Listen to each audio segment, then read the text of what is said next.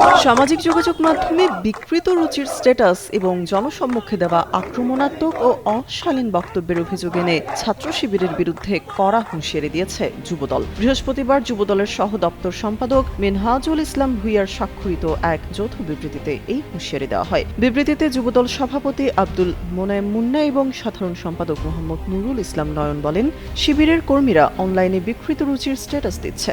এছাড়া জনসম্মুখে তারা আক্রমণাত্মক ও অশালীন বক্তব্য প্রদান করছে। যুবদল মনে করে এই ধরনের বক্তব্য রাজনৈতিক নৈতিকতার চরম অবক্ষয়। মত প্রকাশের স্বাধীনতার নামে ব্যক্তিগত আক্রমণ কোনোভাবেই গ্রহণযোগ্য নয় বলে দাবি করেন তারা। লেস অয়েল অ্যাবজর্ব করে আপনার পরিবারকে রাখে হেলদি। ফুড গ্রেড ম্যাটেরিয়ালে তৈরি যমুনা কুকওয়্যার। বিবৃতিতে শিক্ষাঙ্গনে সহিংসতার বিষয়টিও উল্লেখ করে বলেন, ঢাকা বিশ্ববিদ্যালয়, চট্টগ্রাম সিটি কলেজ এবং পাবনার ঈশ্বরদীতে ছাত্রদলের নেতাকর্মী ও সাধারণ শিক্ষার্থীদের উপর হামলার ঘটনা ঘটেছে। যুবদলের নেতারা মনে করে এসব ঘটনা প্রমাণ করে ছাত্র শিবির তাদের পুরনো সহিংস ও দখলদার চরিত্রে ফিরে যাচ্ছে। তারা শিক্ষাঙ্গনে আবারও সন্ত্রাস ও ভীতির পরিবেশ তৈরি করার চেষ্টা চালাচ্ছে বলেও অভিযোগ ওঠে।